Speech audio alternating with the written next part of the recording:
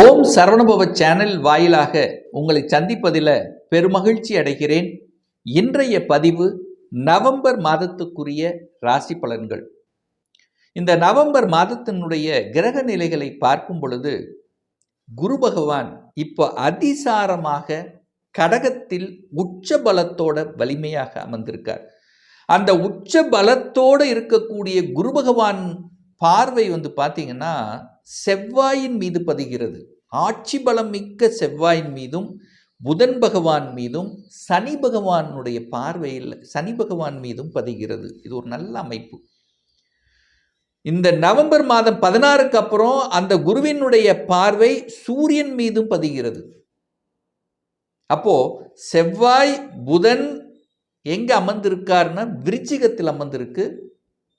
சனி பகவான் மீனமனையில, ராகு பகவான் கும்பத்தில், கேது பகவான் சிம்மத்தில், சுக்கிர பகவான் துலாம் மனையில் ஆட்சி பலத்தோட ஸ்ட்ராங்கா இருக்கார். இதுதான் கிரக அமைப்பு. இந்த கிரக அமைப்புகளின் மூலமாக இந்த நவம்பர் மாதம் எதை செய்யலாம், எதை செய்யக்கூடாது, என்ன மாதிரி பலன்கள், எப்படி இருக்க போகுது என்பதை பற்றி 12 ராசிகளுக்கும் டீட்டெயிலாக தனித்தனியே நம்ம பார்க்க போகிறோம்.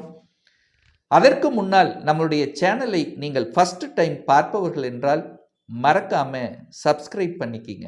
மேச ராசி அன்பர்களே, நவம்பர் மாத பலன்களை செக்மெண்ட் வைஸாக நம்ம டீட்டெயிலாக நம்ம பார்க்கும் பொழுது உங்களுடைய எண்ண ஓட்டங்கள், மனநிலை, உங்கள் ராசிநாதன் எப்படி இருக்கார் அப்படின்னு பார்க்கும் பொழுது ஆட்சி பலத்தோட வலிமையாக 8ஆம் இடமான அட்டமஸ்தானத்தில் உட்கார்ந்துருக்கார். அப்போ ராசிநாதன் ஆட்சி பலம், பாக்யாதிபதி பார்வையில் ராசிநாதன். அப்போ என்ன பெரிய பாதிப்புங்கிறது நிச்சயமாக இல்லை.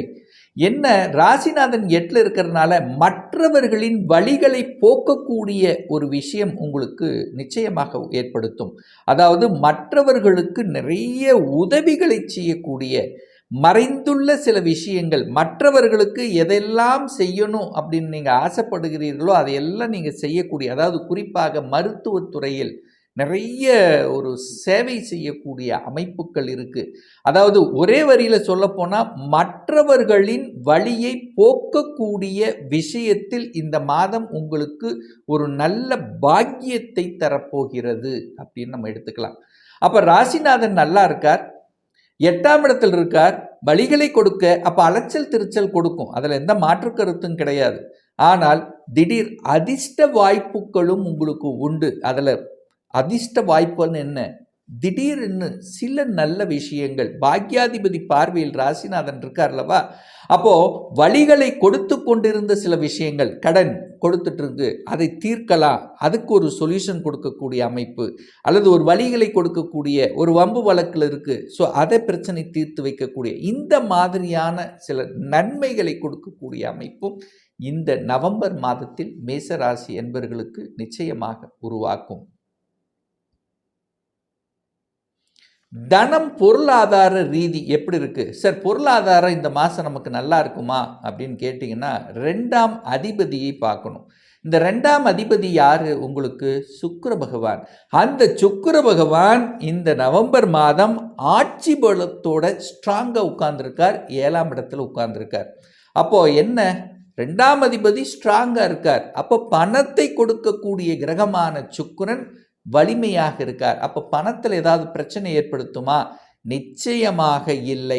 பொருளாதாரம் ஏற்றத்தை கொடுக்கக்கூடிய ஒரு நல்ல மாதம்தான். குடும்பம் நன்றாக இருக்க போகிறது. குடும்பத்தில் இருந்து வந்த சில பிரச்சனைகள், ஏற்கனவே ஒரு சின்ன சின்ன பிரச்சனைகள் இருந்ததுன்னா அது சரி செய்யக்கூடிய அமைப்புகளும் சந்தர்ப்பங்களையும் உங்களுக்கு உருவாக்கும். அதே சமயத்தில் வாக்கு சார்ந்த விஷயத்தில் பேச்சு மட்டும் கொஞ்சம் கடினமாக இருக்கும். ஏன்னா உங்கள் ராசின செவ்வாய் வலிமையாக இருக்கா, கோபம் ஆக்ரோஷம் டக்குன்னு வரும். ஏன்னா சம சப்தம பார்வையாக 2ஆம் இடத்தை பார்க்குறார், பேச்சு ஸ்தானத்தை பார்க்குறார், 6ஆம் அதிபதியான புதனும் பார்க்குது. அப்போ என்னென்னா பேச்சு விஷயத்தில் மட்டும் டக்குன்னு பேசிடுவீங்க, பேசி விட்டு அப்புறம் வருத்தப்படுவீங்க. ஸோ அந்த பேச்சை மட்டும் நிதானத்துடன் கையாளப்பட வேண்டும் என்பதை ஞாபகத்தில் வைத்துக் கொள்ளுங்கள் இந்த மேசராசி அன்பர்கள். சார் சுகஸ்தானம் எப்படி இருக்கும்? நான் அசையும் அசையா சொத்துக்கள் வாங்குவேனா?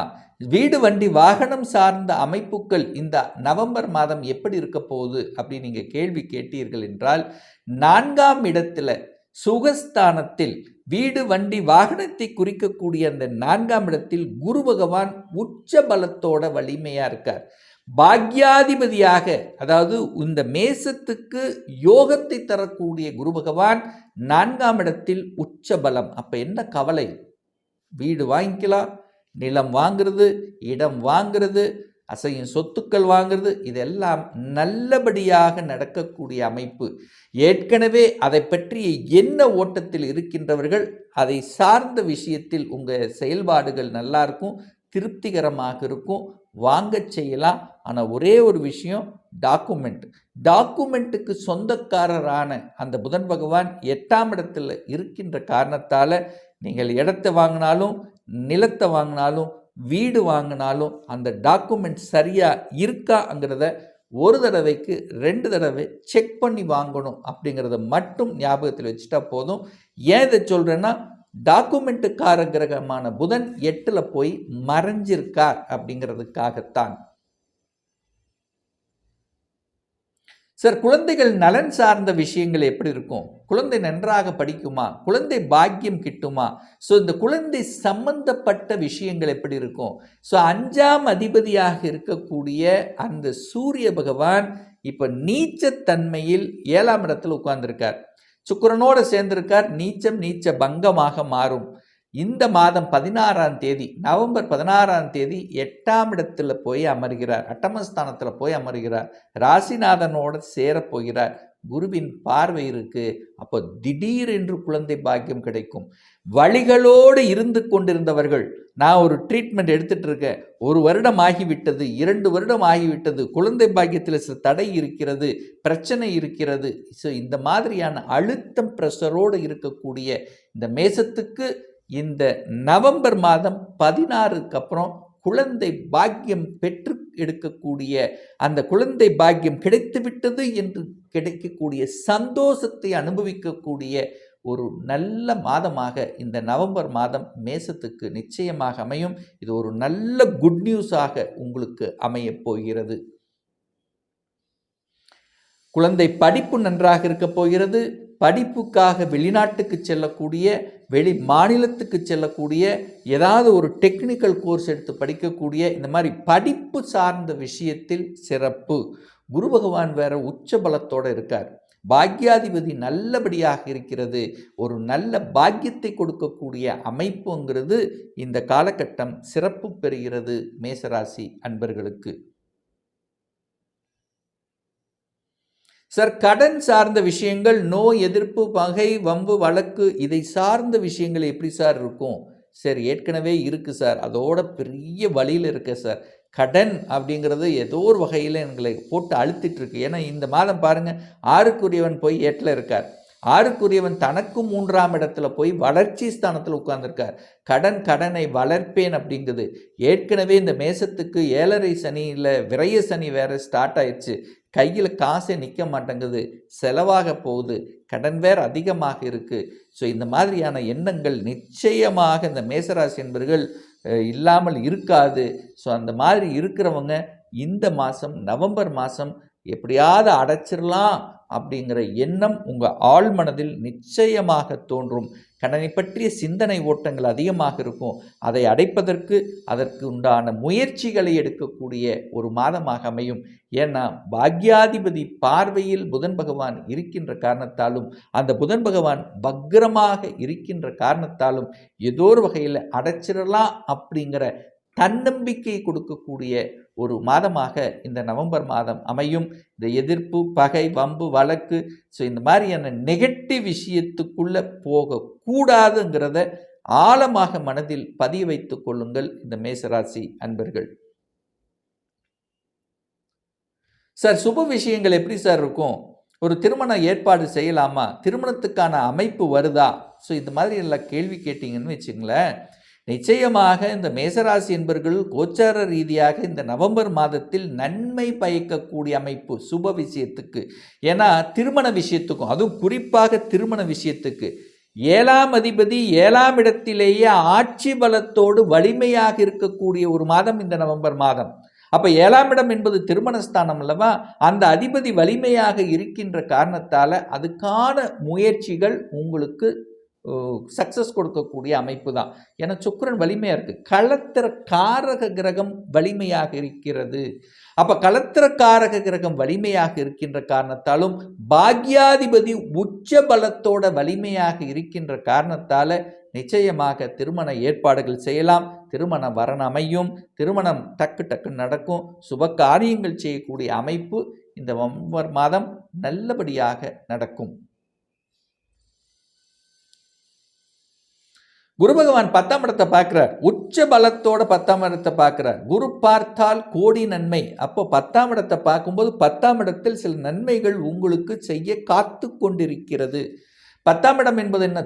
தொழில் ரீதியான வளர்ச்சியை நோக்கி, தொழில் ரீதியான ஒரு மாற்றம். குரு பார்த்தால் 10ஆம் இடத்தை பார்த்தால் பதவி மாற்றம் அப்படின்னு சொல்லுவாங்கல்ல. அப்போ பதவி மாற்றம் என்பதும் உண்டு. அதாவது ஒரு அதிகார மையத்துக்கு செல்வது, அதிகார தன்மைக்குள் செல்வது, அட்மினிஸ்ட்ரேட்டராக இருப்பது. ஸோ இதெல்லாம் நல்லா இருக்கும். நல்ல சேஞ்சஸை கொடுக்கும். ஸோ எந்த சேஞ்சஸ் வந்தாலும் அந்த சேஞ்சஸை ஏற்றுக்கொள்வது புத்திசாலித்தனம். ஆனால் கோவப்பட்டு ஏன்னா இந்த மாதம் கோபம் வரும், ஆக்ரோஷம் வரும். டக்குன்னு முடிவெடுத்து வேலை வேண்டாம் ஒன்று வேண்டாம்னு விடக்கூடாது. இதை மட்டும் மேசராசி என்பவர்கள் நல்ல மனசில் பதிய வச்சுக்கணும். ஏன்னா உங்கள் ராசிநாதன் 8ல் ஏற்கனவே வலி என்கின்ற சொல்லக்கூடிய 8ஆம் இடத்தில் இருந்து கொண்டு 2ஆம் இடத்தை பார்க்குறேன். டக்குன்னு கோபம் வரும். எதையாவது தூண்டக்கூடிய தன்மைகள், சில விஷயங்கள் நடக்கும். கொஞ்சம் பொறுமை காட்பது நல்லது. அவசரப்பட்டு வேலை விட்டு விடுவது கூடாது. ஏற்கனவே மேசராசி என்பவர்களுக்கு 7ரை சனியில் என்ன விரய சனி ஓடிக்கொண்டிருக்கு. ஆனால் அந்த சனி பகவானையும் குரு பார்க்கிறார். 10ஆம் அதிபதியும் 10ஆம் இடத்தை பார்க்கறதுனால மாற்றம், ஒரு சேஞ்சஸ் கொடுத்தால் அதை ஏற்றுக்கொள்வது புத்திசாலித்தனம். நிறைய பேர்த்துக்கு ஒரு ப்ரொமோஷன் கிடைக்காதவங்க, ஒரு 2-3 மாதமாக ப்ரொமோஷன் இல்லைங்கிட்டு இருக்கிறவங்களுக்கெல்லாம் இந்த மாதம் உங்களுக்கு ப்ரொமோஷன் வரக்கூடிய அமைப்பு இருக்குது. ஏன்னா பாக்யாதிபதி உச்சபலம் பெற்று 10ஆம் இடத்தையும் 10ஆம் அதிபதி பார்க்குறது சூப்பரான ஒரு தன்மை. வெளிநாட்டு தன்மை, ஏன்னா 12ஆம் இடத்தை பார்க்குறாருல. 12ஆம் இடம் என்பது வெளிநாட்டை குறிக்கக்கூடிய, அப்போ வெளிநாடு அமைப்புகளும் உங்களுக்கு தேடி வரும். அப்போ தொழில் ரீதியாக நன்றாக இருக்க போகிறது. நல்ல செய்திகளை கொடுக்கக்கூடிய நல்ல நியூஸ், தொழில் விஷயத்தில், வேலை விஷயத்தில் மேசராசி என்பவர்களுக்கு நல்லது நடக்கும். திருமண பந்தம் நல்லா இருக்கும். குழந்தை சார்ந்த விஷயம் நல்லா இருக்கும். பொருளாதாரம் நல்லா இருக்கக்கூடிய ஒரு அற்புத மாதமாக இந்த நவம்பர் மாதம் அமையப்பெறுகிறது. ஒரு நல்ல தெய்வ வழிபாடு, ராசிநாதன் ஆட்சி பலத்தோட அது 8ஆம் இடத்தில் இருக்கிறதுனால செவ்வாய் பகவானை, அதாவது முருகப்பெருமானை செவ்வாய்க்கிழமை தோறும் வழிபாடு செய்தால் இன்னும் உங்கள் மனசு, எண்ணம், செயல், சிந்தனைகள் வலுப்பெறும் என்பதில் எந்தவித மாற்று கருத்தும் கிடையாது. ஒரு துல்லிய பலன் வேணும். இந்த 2025 சொந்த தொழில் செய்வதற்கான கொடுப்பினை இருக்கிறதா? இல்லை வேலை தானா என்னுடைய ஃபியூச்சர்? அப்படி வேலையில் இருக்கும்போது எப்போ எனக்கு இடமாற்றம், ப்ரமோஷன் கிடைக்கும்? திருமணம் தடைப்பட்டு கொண்டே இருக்கிறது. எப்போதான் திருமணம் நடக்கும்? எப்போ எனக்கு குழந்தை பாக்கியம் கிடைக்கும்? எப்போ நான் வீடு கட்டுவேன்? இதையெல்லாம் தெரிஞ்சுக்கணும், என்னுடைய ஜாதகத்தை பார்க்கணும் என்று விருப்பமுடைய அன்பர்கள் டிஸ்பிளே தெரியக்கூடிய நம்பருக்கு வாட்ஸ்அப் மூலியமாகவோ ஃபோன் கால் மூலியமாகவோ தொடர்பு கொண்டு நேரடியாகவோ அல்லது ஆன்லைன் மூலமாகவோ கன்சல்டேஷன் எடுத்துக்கலாம். நம்முடைய அலுவலகம் கோயம்புத்தூரில் அமைந்துள்ளது. பிரியர் அப்பாயின்மெண்ட் வாங்கிட்டு நேரடியாக கன்சல்டேஷன் எடுத்துக்கலாம். நிச்சயமாக இந்த பதிவு ஏதாவது ஒரு ரூபத்தில் உங்களுக்கு யூஸ்ஃபுல்லாக இருக்குங்கிறதுல எந்தவித மாற்று கருத்தும் கிடையாது. மீண்டும் ஒரு நல்ல பதிவில் உங்களை சந்திக்கும் வரை உங்களிடமிருந்து விடைபெறுவது உங்கள் அஸ்ட்ராலஜர் டாக்டர் சதீஷ்.